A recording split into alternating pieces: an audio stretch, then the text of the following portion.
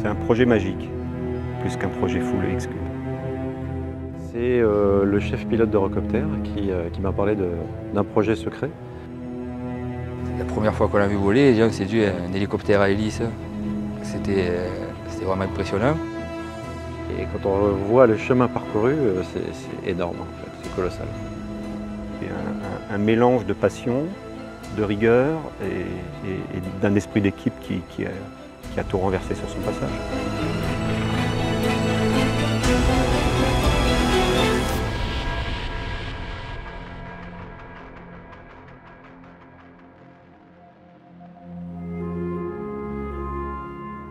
On a tous ensemble vécu des moments assez intenses. Je veux dire, le premier vol, ça a quand même été une expérience assez extraordinaire.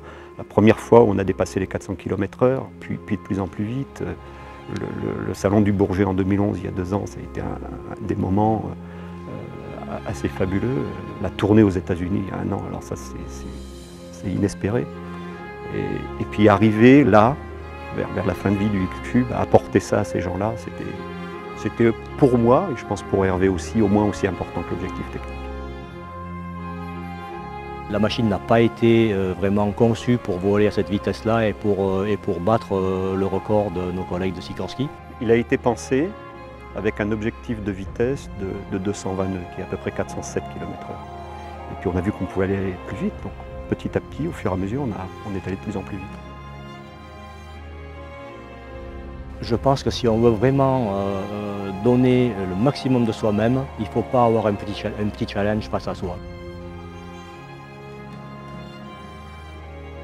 Il était important pour nous de savoir, en allant à la vitesse maximale qu'elle peut atteindre, si on ne découvrait pas de problème particulier qu'on n'aurait pas identifié avant. Parce qu'elle vole à 472 km/h comme à 400 km/h. Mais c'est un élément extrêmement important parce que ça veut dire que si un jour on doit faire un appareil série comme ça, on sait qu'on a de la marge et qu'on a beaucoup de marge. Que donc la sécurité est garantie, la capacité de faire les missions à ces vitesses-là sont garanties.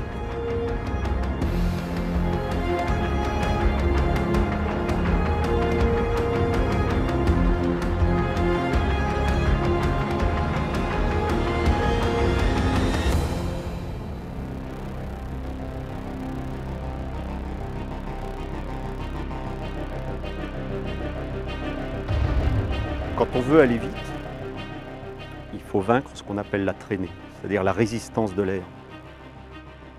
On a essentiellement travaillé sur le carénage du moyeu rotor et la façon dont ça se raccorde à la cellule. Le train d'atterrissage qui est rentrant, on a mis des trappes pour fermer et ça permet de diminuer en fait les turbulences.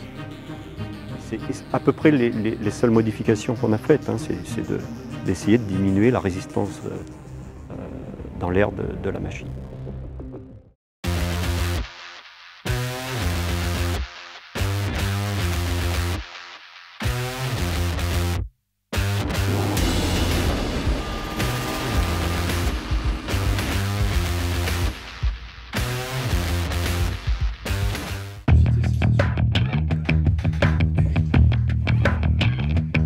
On s'est réunis à quelques-uns pour définir les paramètres qu'il fallait choisir pour aller le plus vite possible.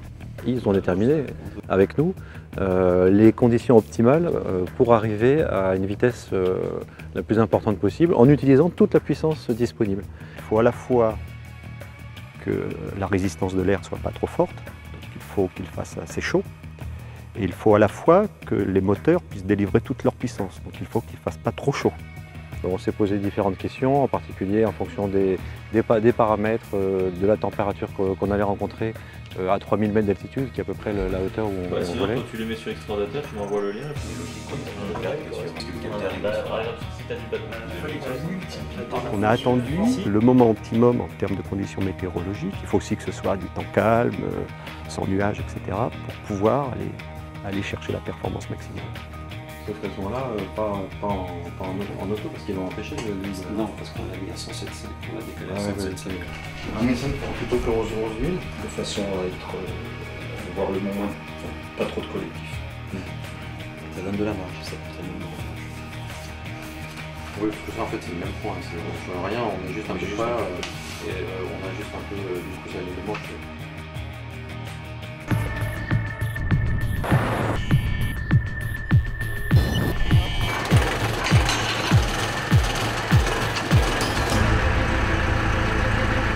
on va se promener, on va faire toujours.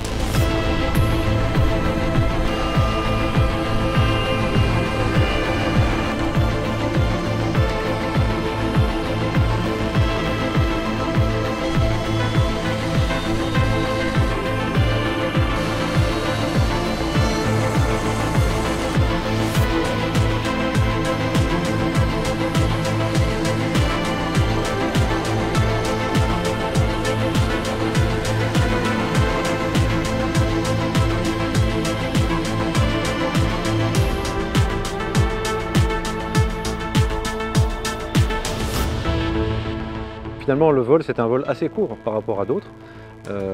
Essentiellement, on décolle, on monte à l'altitude qu'on avait choisie et on accélère. Si on peut ouvrir sur un cap 120 pour laisser établir un Sputnik, j'ai un 990, termine le travail. J'espère que ça va marcher. Et on met la puissance. C'est bon pour tout le monde 232. On passe 248 nœuds, 246 nœuds. 253. Je vais venir ajuster en fait, on est plus qu'à 295. On a fait une première accélération à une première altitude et on s'est rendu compte qu'on pourrait gagner un tout petit peu en changeant d'altitude. On est descendu de pas grand chose, de 1000 pieds, de 300 mètres. Et on met la puissance. C'est bon pour tout le monde Donc pour moi, essentiellement, l'objectif c'était de rester bien stable en palier puisque le record, il est valable si on est en palier. Si on descend, ça n'a pas de sens. On passe 248 nœuds, 246 nœuds. Encore la marge de puissance. Et donc on a accéléré, on a passé la puissance maximum sur les moteurs, sur les hélices. 253, 254, 254 nœuds.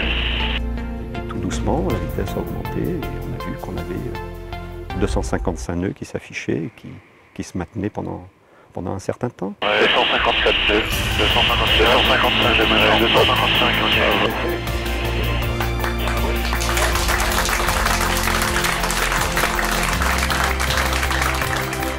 Je me suis dit on y est arrivé, 472 km/h, c'est tout.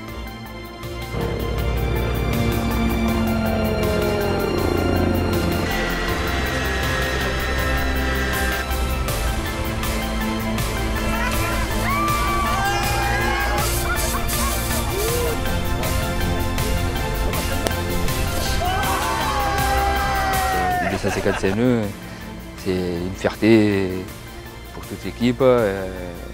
Et voilà quoi, c'est magnifique. Allez, s'il vous plaît, regardez-moi. Non.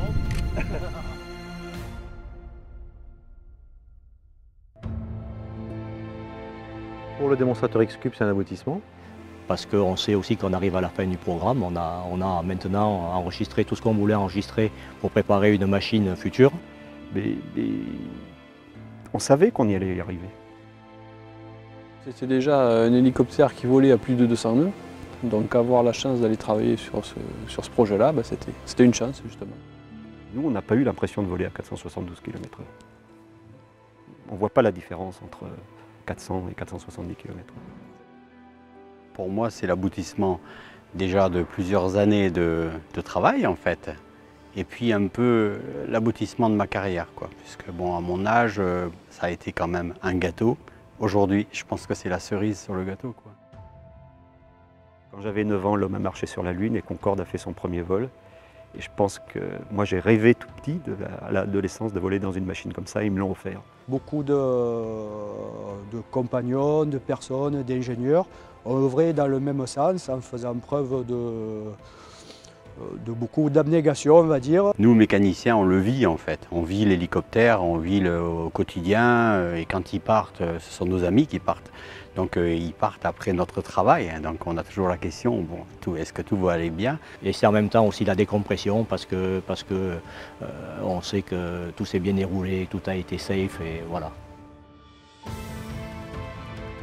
On est content de l'avoir fait pour l'équipe, pour X-Cube, pour tous les gens qui travaillent sur ce projet, pour Eurocopter, parce que finalement c'est la vitesse la plus importante atteinte par un hélicoptère d'Eurocopter, et même d'ailleurs par n'importe quel hélicoptère. C'est une équipe et une entreprise qui s'inscrivent dans l'histoire.